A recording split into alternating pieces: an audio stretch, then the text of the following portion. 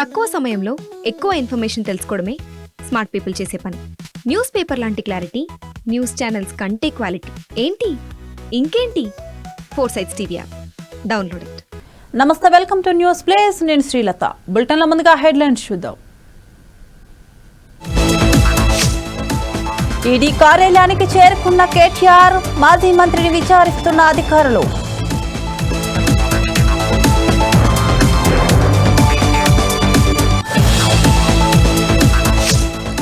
పట్టణానికి తిరుగు పయనమైన నగరవాసులు, టోల్ గేట్ల వద్ద భారీగా వాహనాల రద్దీ.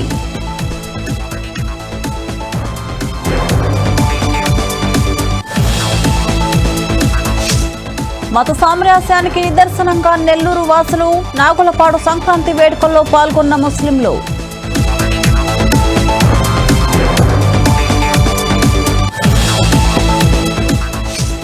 గోదావరి జిల్లాలో జోరుగా సాగిన కోడి పందాలు, చేతులు మారిన కోట్ల రూపాయలు.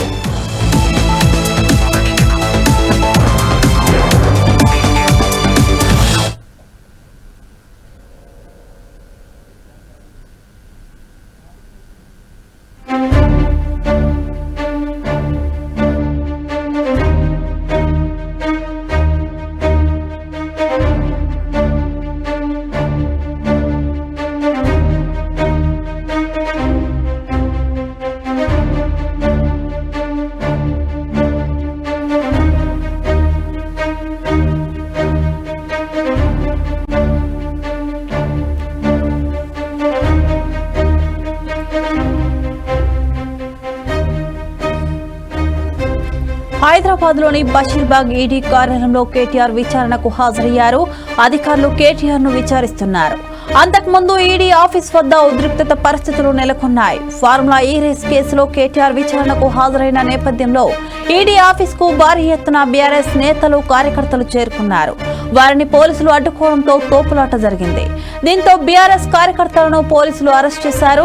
కేటీఆర్ ఈడీ విచారణకు హాజరైన నేపథ్యంలో మాజీ మంత్రులు గంగుల కమలాకర్, శ్రీనివాస్ గౌడ్ బషీర్బాగ్ ఈడీ కార్యాలయం వద్దకు చేరుకున్నారు. ప్రస్తుతం ఈడీ కార్యాలయం ముందు భారీ బందోబస్తు ఏర్పాటు చేశారు. 200 మంది పోలీసులు అక్కడ మోహరించారు.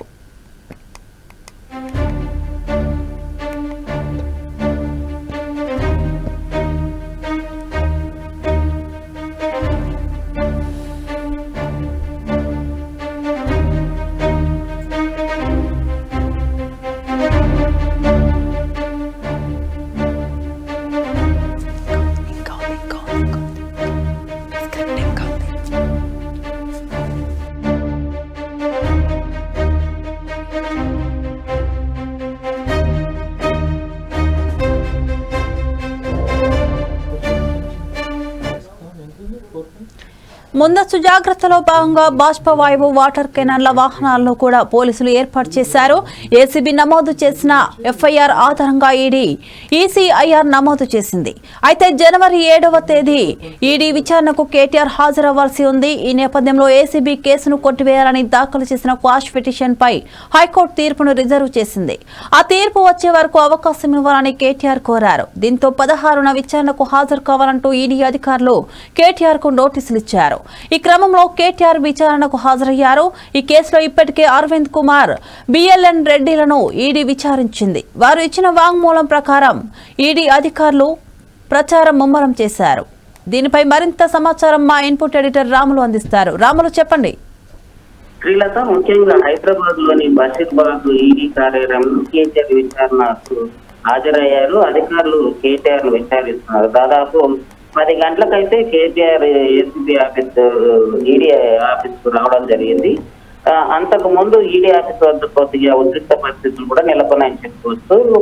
ఫార్ములా ఈ రేస్ కేసులకు సంబంధించిన దాంట్లో కేటీఆర్ విచారణకు సంబంధించిన హాజరైన నేపథ్యంలో ఈడీ ఆఫీస్ కు భారీ ఎత్తున బీఆర్ఎస్ నేతలు, కార్యకర్తలు రావడం జరిగింది. దీంతో వారి మధ్య పోలీసులు అడ్డుకోవడంతో కొద్దిసేపు తోపులాట, ఒక డ్రామా అయితే జరిగిందని చెప్పుకోవచ్చు. దీంతో బీఆర్ఎస్ కార్యకర్తలను, అట్లాగే బీఆర్ఎస్ సంబంధించిన లీడర్స్ మొత్తాన్ని అరెస్ట్ చేశారు అని చెప్పొచ్చు.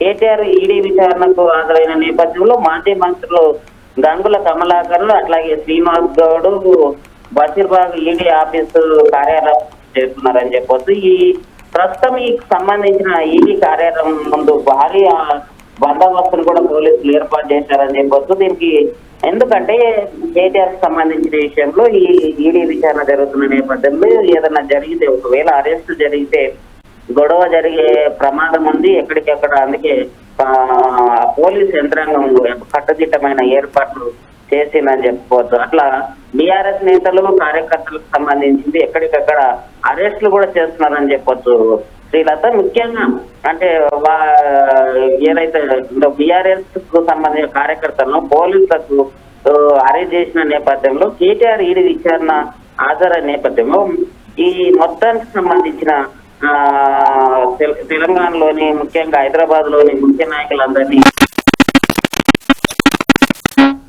కార్యాలయం ముందు భారీ బందోబస్తు, దాదాపు 200 మంది పోలీసులను అక్కడ మోహరించారని చెప్పుకోవచ్చు. అట్లాగే ముందస్తు జాగ్రత్త భాగంగానే బాష్పవాయువు, వాటర్ కెనాల్స్ కూడా పోలీసులు ఏర్పాటు చేసిందని చెప్పొచ్చు శ్రీలత. ఏసీబీకి సంబంధించిన ఏదైతే కేసును నమోదు చేసిన ఎఫ్ఐఆర్ ఆధారంగానే ఈడీ ఈసీఐఆర్ నమోదు చేసింది కూడా చెప్పుకోవచ్చు. అయితే జనవరి 7న ఈడీ విచారణ ఏదైతే ఉందో దీనికి సంబంధించి కేటీఆర్ హాజరవ్వాల్సి ఉంది. అయితే ఈ నేపథ్యంలోనే ఏసీబీ సంబంధించిన కేసును కొట్టివేయాలని దాఖలు చేసిన క్వాష్ పిటిషన్ కూడా హైకోర్టు నిన్న కొట్టేయడం కూడా, అంటే తీర్పును రిజర్వ్ చేయడం అనేది చెప్పింది. ఈ తీర్పుకు సంబంధించి వచ్చే వారానికి అవకాశం కూడా ఇవ్వాలని కేటీఆర్ కోరడం జరిగింది. దీంతో 16న విచారణ హాజరు కావాలని ఈడీ అధికారులు కూడా కేటీఆర్ కు నోటీసులు ఇవ్వడం జరిగింది. ఈ క్రమంలోనే కేటీఆర్ విచారణకు హాజరైన కూడా చెప్పొచ్చు. ఈ కేసులో ఇప్పటి వరకు ఎవరైతే ఉన్నారో ప్రధానంగా అరవింద్ కుమార్ గాని, బిఎల్ఎన్ రెడ్డిలను గాని ఈడీ విచారించని చెప్పొచ్చు. మొత్తానికైతే ఈ వీళ్ళు ఇచ్చిన సమాచారం మేరకు ఈ ఇద్దరు ఎవరైతే ఉన్నారో అధికారులు ఇచ్చిన సమాచారం వాక్కుల నేపథ్యంలోనే వీళ్ళు విచారణ కూడా చేస్తున్నారని చెప్పొచ్చు. మొత్తానికైతే కేటీఆర్ కి సంబంధించిన ఏదైతే ఉందో ఈ ఫార్ములా కేసు సంబంధించిన విషయం ఏదైతే ఉందో దీంట్లో అసలు మనీ ట్రాన్స్ఫరింగ్ ఎట్లా జరిగింది అనే దానిపైన పూర్తిగా, అంటే ఒక ప్రభుత్వానికి సంబంధించిన ప్రభుత్వం తరఫున జీవో తీసుకొచ్చి పంపించాల్సిన మనీ ట్రాన్స్ఫరింగ్ ఒక మంత్రి సహకారంతో ఎట్లా ట్రాన్స్ఫర్ చేశారనే దానిపైన పూర్తి స్థాయిలో ఏసీబీ అధికారులు అయితే విచారణ చేస్తున్నారని చెప్పొచ్చు. రాములు, ఈ రోజు అరెస్ట్ అయిన బీఆర్ఎస్ నాయకులు ఎలా రియాక్ట్ అవుతున్నారు? అంటే శ్రీలత, ఇప్పుడు రాష్ట్రంలో ప్రభుత్వ పాలన వైఫల్యం తప్పిందని బీఆర్ఎస్ నాయకులు అంటున్నారు. ఎందుకంటే కేటీఆర్ సంబంధించిన దాంట్లో ఎట్లాంటి అవినీతి చేయలేదని, వారికి సంబంధించిన దాంట్లో తన ప్రభావం చూపించుకోవడానికి రేవంత్ రెడ్డి అరెస్టులు అనేది చేస్తున్నారని అనేది బీఆర్ఎస్ నేతలు ఆరోపిస్తున్నారు. మొత్తానికైతే బీఆర్ఎస్ నాయకులను ఎక్కడికక్కడ అరెస్ట్ చేయడం అయితే తీవ్రంగా ఖండిస్తున్నారు. కాబట్టి ఎక్కడ ఇట్లాంటి అసంఘటన జరగకుండా ముందస్తు జాగ్రత్తని ప్రభుత్వము, పోలీస్ యంత్రాంగము బీఆర్ఎస్ సంబంధించిన నాయకులను అరెస్ట్ చేస్తున్నారు అనేది కాంగ్రెస్ చెప్తున్న వాదన. ఏదేమైనప్పటికీ రాష్ట్రంలో శాంతి భద్రత రక్షణే ప్రభుత్వ లక్ష్యం అనేది పోలీస్ యంత్రాంగం నుంచి వినిపిస్తుంది. Okay, thank you Ramulu.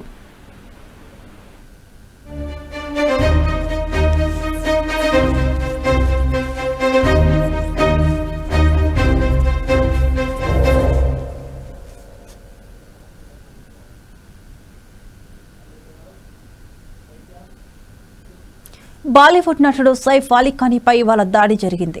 ఆయన ముంబైలోని లీలావతి హాస్పిటల్లో ప్రస్తుతం చికిత్స పొందుతున్నారు. సైఫ్ ఆరోగ్యంపై ఫ్యాన్స్ ఆందోళన చెందుతున్న నేపథ్యంలో వైద్యులు హెల్త్ బులెటిన్ విడుదల చేశారు. శరీరంపై 6 కత్తిపోట్లు ఉన్నాయని చెప్పారు. అందులో 2 లోతైన తీవ్ర గాయాలుగా తెలిపారు. మెడ, వెన్నుముకపై కత్తిపోట్లు లోతుగా దిగాయని వివరించారు. ప్రస్తుతం ఆయనకు శస్త్రచికిత్స కొనసాగుతుందని వైద్యులు తెలిపారు. సైఫ్ దాడి ఘటనపై పోలీసులు కూడా ప్రకటనలు విడుదల చేశారు. గుర్తు తెలియని వ్యక్తి ఇంట్లోకి ప్రవేశించినట్టు గుర్తించామని తెలిపారు. సైఫ్ కు దుండగుడికి మధ్య కొద్దిసేపు పెనుగులాట జరిగిందన్నారు. ఈ క్రమంలోనే సైఫ్ కత్తిపోట్లకు గురయ్యారని వాంగ్మూలంలో పోలీసులు పేర్కొన్నారు.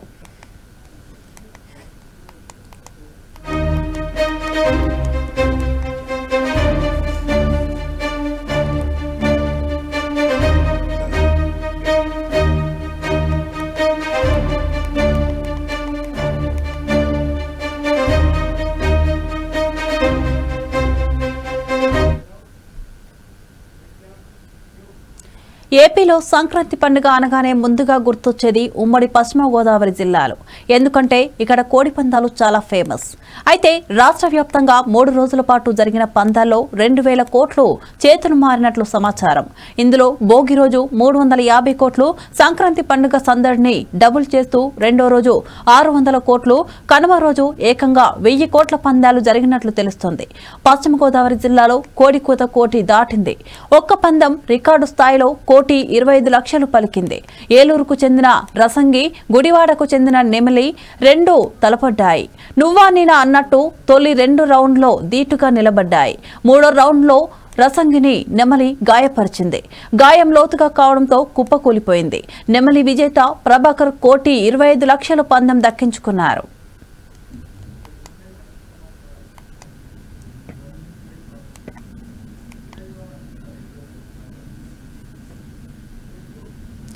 దీనిపై మరింత సమాచారం మా ప్రతినిధి సురేష్ బాబు అందిస్తారు. సురేష్ బాబు, చెప్పండి. ఏపీలో సంక్రాంతి పండుగ అనగానే ముందుగా గుర్తొచ్చేది ఉమ్మడి పశ్చిమ గోదావరి జిల్లాలో. ఎందుకంటే ఇక్కడ కోడి పందాలు చాలా ఫేమస్. అయితే రాష్ట్ర వ్యాప్తంగా 3 రోజుల పాటు జరిగిన పందాల్లో 2,000 కోట్లు చేతులు మారినట్లు సమాచారం. ఇందులో భోగి రోజు 300 కోట్లు, సంక్రాంతి పండుగ సందడిని డబుల్ చేస్తూ రెండో రోజు 600 కోట్లు, కనుమ రోజు ఏకంగా 1000 కోట్లు పందాలు జరిగినట్లు తెలుస్తుంది. పశ్చిమ గోదావరి జిల్లాలో కోడి కూత కోటి దాటింది. ఒక్క పందెం రికార్డు స్థాయిలో 1,25 లక్షలు పలికింది. ఏలూరుకు చెందిన రసంగి, గుడివాడకు చెందిన నెమలి రెండు తలపడ్డాయి. నువ్వా నేనా అన్నట్టు తొలి 2 రౌండ్లో ధీటుగా నిలబడ్డాయి. 3వ రౌండ్లో రసంగిని నెమలి గాయపరిచింది. గాయం లోతుగా కావడంతో కుప్పకూలింది. నెమలి విజేత ప్రభాకర్ 1,25 లక్షల పందెం దక్కించుకున్నాడు. సురేష్ బాబు, ఏలూరు. సురేష్ బాబు, మనం చూసుకుంటే కోడి పందాలు అనేది చట్ట విరుద్ధము.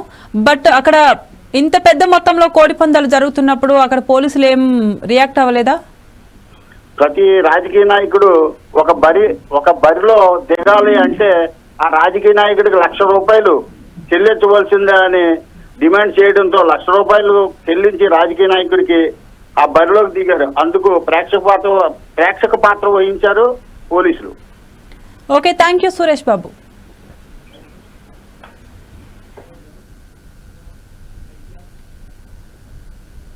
హిందూ ముస్లింలు వివిధ సందర్భాల్లో ఒకరినొకరు ఘాటైన విమర్శలు చేసుకుంటున్న సందర్భాలు చాలానే ఉన్నాయి. అలాగే వివిధ ప్రాంతాల్లో జరిగే జాతర ఉత్సవాలు హిందూ ముస్లిం సమైక్యతతో జాతరలో ప్రాధాన్యత సంతరించుకుంటాయి. తాజాగా నెల్లూరు జిల్లా ఆత్మకూరు మండలం నాగులపాడు గ్రామంలో జరిగిన సంక్రాంతి వేడుకలు మత సామరస్యానికి నిదర్శనంగా నిలుస్తున్నాయి.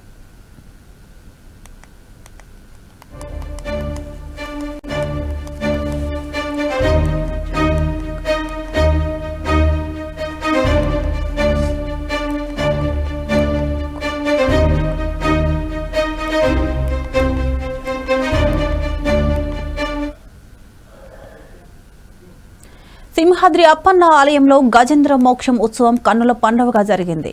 సింహాచలం దేవస్థానం వైదికులు కొండ దిగువన పూల తోటలో ఈ ఉత్సవాన్ని ఘనంగా నిర్వహించారు. ఉత్సవంలో భాగంగా వరాహ లక్ష్మీ నరసింహస్వామి, వరదరాజస్వామి అలంకరణలో భక్తులకు దర్శనమిచ్చారు.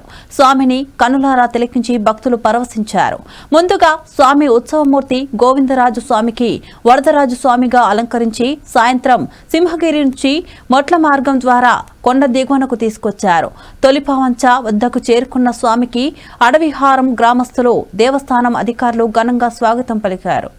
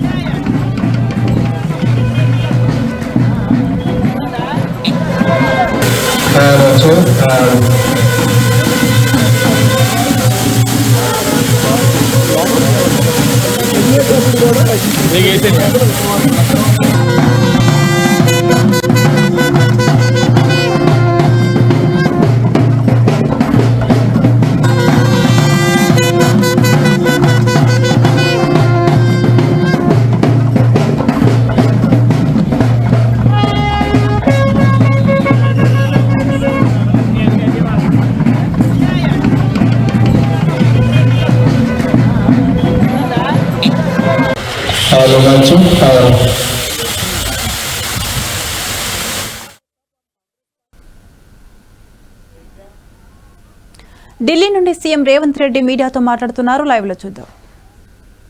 सब एमपीओ को हम लोग इस्तेमाल करेंगे कि मोदी के खिलाफ जब दिल्ली सरकार को जो पैसे मिलना है वो पैसे देने के लिए हम मजबूर कर देंगे मोदी जी को।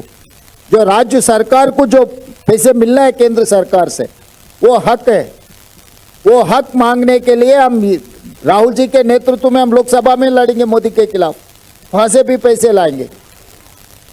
तो हमको पता है बजट कैसे प्लान करना, क्योंकि 50 साल के ऊपर इस देश को हम चलाए। आज दिल्ली में जो भी तरक्की देख रहा है शीला दीक्षित ने किए। जिस दिन हम मेट्रो लागू करने के लिए कहा कहाँ से लाएंगे पैसे, बोले रोड वाइडनिंग कहाँ से करेंगे। ये सब सारे बात हमेशा आते रहता है, मगर हर चीज़ को हम ध्यान में रख कर ये कैलकुलेशन किए। तेलंगाना में भी यही बात कहा। जिस दिन मैं शुरुआत किए थे तब कोई साथ में नहीं थे, तब बाई इलेक्शन में हमको डिपॉजिट भी नहीं मिल रहा था। वहाँ से लेकर हम लोग सरकार बनाए 40%, 1.5% वोट से हम 40% वोट बनाए जनरल इलेक्शन तक।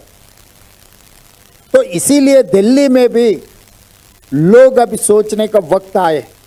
3 बार मोदी जी को मौका दिए, 3 बार केजरीवाल जी को मौका दिए, मगर उन लोगों के जिंदगी में जितना शीला दीक्षित जी ने किया उतना तो कोई फायदा नहीं हुआ। इसीलिए अभी बदलाव के बारे में हम लोग जनता के सामने रखा है। जनता अब तय करना कि किसका ज़रूरत है। केजरीवाल को कोई लोकसभा में कोई रिप्रेजेंटेशन ही नहीं है। अगर मोदी जी को पकड़ना है तो थोड़ी दिल्ली असेंबली में आएंगे मोदी जी। मोदी जी को पकड़ना है तो लोकसभा में पकड़ना है, राज्यसभा में पकड़ना है। केजरीवाल जी का ताकत कितना है। इसीलिए कांग्रेस पार्टी के हाथ में अगर दिल्ली राज्य सरकार रहा तो हम लोकसभा में भी राज्यसभा में भी लड़ेंगे। प्रधानमंत्री जी को लड़कर हम पैसे लेकर आएंगे तेलंगाना, ये दिल्ली राज्य के लिए।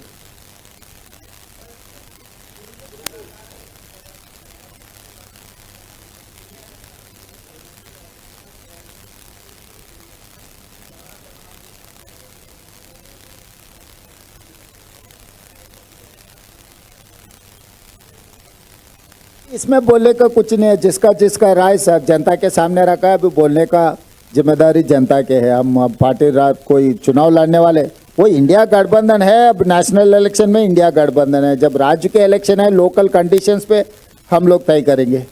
लोग जो राज्य के अध्यक्ष है, राज्य के अध्यक्ष तय करेंगे कि यहाँ पर क्या करना है। Last question. एक सेकंड आई ऐड समथिंग। जिस समय भाई रेवंत रेड्डी जी चुनावी मैदान में थे तेलंगाना में, किसी ने सपने में नहीं सोचा था कि हमारी वहाँ सरकार बनेगी। वहाँ ना सिर्फ सरकार बनी बल्कि जो जनहितकारी योजनाएं थी उनको कितनी बेहतर तरीके से लागू करने का काम भी रेवंत रेड्डी जी ने करके दिखाया है। आज मैं आपको कहना चाहता हूं कि जो इंडिया गठबंधन की आप बार बार बात करते हैं, किसी भी पार्टी ने ऑफिशियल स्टेटमेंट इसके बारे में नहीं दिया है। लेकिन जैसा रेवंत जी ने कहा कि इंडिया गठबंधन नेशनल लेवल का एक हमारा कोalition है और दिल्ली में सिर्फ 3 पार्टियां चुनाव लड़ रही हैं, कांग्रेस, बीजेपी और आम आदमी पार्टी।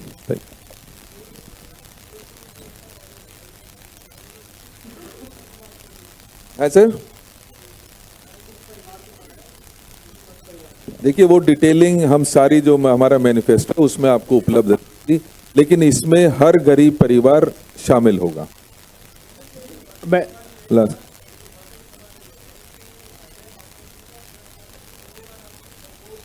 देखिए अभी हम इन गारंटियों के बारे में बात कर रहे हैं। आज सिर्फ और गारंटियों के जो भी बात होगी वो अजय जी उसके बारे में ज्यादा बेहतर तरीके से बता पाएंगे।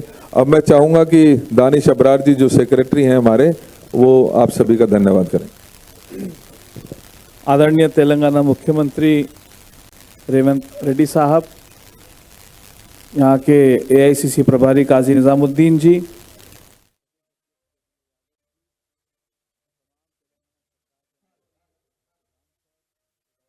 చంద్రబాబు పాలనలో రైతులు సుభిక్షంగా ఉన్నారని ఎమ్మెల్యే వేమిరెడ్డి ప్రశాంత్ రెడ్డి అన్నారు. కోవూరు నియోజకవర్గ ప్రజానికం సుఖ సంతోషాలతో ఉండాలని ఆమె ఆకాంక్షించారు. నెల్లూరు జిల్లా రామతీర్థం వెంకట నారాయణపురంలో పోలేరమ్మ పొంగళ్ల కార్యక్రమంలో ఎమ్మెల్యే పాల్గొన్నారు. సాంప్రదాయబద్ధంగా తలపై పొంగలి కుండ పెట్టుకుని పోలేరమ్మకు నైవేద్యం సమర్పించారు. తాను భారీ మెజారిటీతో ఎమ్మెల్యే గెలవడంలో మత్స్యకారుల కృషి చాలా ఉందన్నారు. రామతీర్థం నుంచే తాను తొలిసారి ఎన్నికల ప్రచారం చేశారని గుర్తు చేశారు.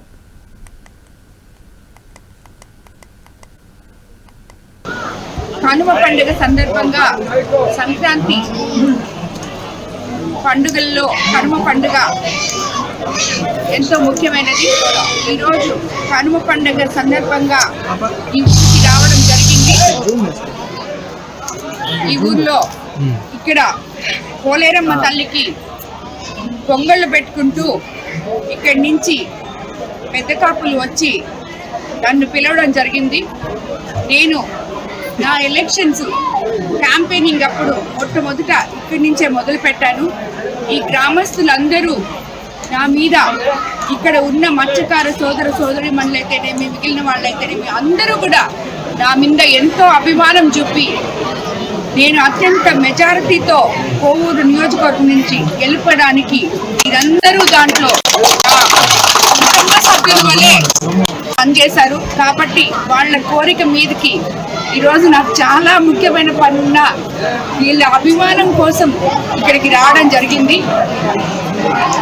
రైతులందరూ కూడా కోవూరు నియోజకవర్గంలో ఈ సంక్రాంతి పండుగతో చాలా సంతోషంగా ఉన్నారని ప్రతి మండలం నుంచి నిన్న ప్రతి ఒక్కరూ వచ్చి కనపడి చెప్పారు. దానికి డెల్టా ఏరియా అయిన మన కోవూరు నియోజకవర్గంలో ఏ రైతన్నలైతే బాగుంటే నియోజకవర్గం సుభిక్షంగా ఉంటుందో వాళ్ళందరూ కూడా సంతోషంగా ఉండడం నిజంగా మనము ఆ వెంకటేశ్వర స్వామికి నమస్కరించుకోవాలి. ఎప్పుడు కూడా కోవూరు నియోజకవర్గ ప్రజలందరూ సుఖ సంతోషాలతో ఆనందంతో స్వామివారి ఆశీస్సులు పొంది సంతోషంగా ఉండాలని చెప్పి కోరుకుంటున్నాను. మండలం శ్రీ సత్యసాయి జిల్లా బుక్కపట్నం మండలంలో చిరుత సంచారం కలకలం సృష్టిస్తోంది. కృష్ణాపురం, మారాల గ్రామాల సమీపంలోని పొలాల్లో చిరుత పరిగెత్తడం చూసిన రైతులు భయభ్రాంతులకు గురయ్యారు. చిరుత సంచరించిన దృశ్యాలు వైరల్ కావడంతో స్థానికులు బయటికి వెళ్లాలంటేనే జంకుతున్నారు. సమాచారం తెలుసుకున్న ఫారెస్ట్ అధికారులు ప్రజలను అప్రమత్తం చేశారు. పొలాల్లోకి వెళ్లే రైతులు జాగ్రత్తగా ఉండాలని ఆయా గ్రామాల్లో దండోరా వేయించారు.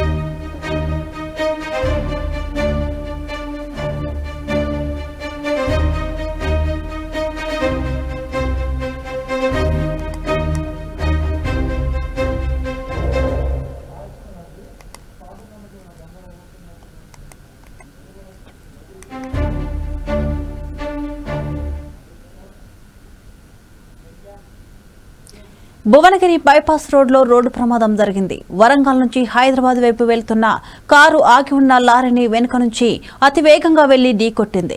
ఈ ప్రమాదంలో 2 అక్కడికక్కడే మృతి చెందారు. మరో 4గురికి తీవ్ర గాయాలయ్యాయి. గాయపడిన వారిని భువనగిరి జిల్లా ఆసుపత్రికి తరలించారు. మృతుల మహబూబాబాద్ జిల్లా కేసముద్రానికి చెందిన అనుష, చైత్రగా గుర్తించారు.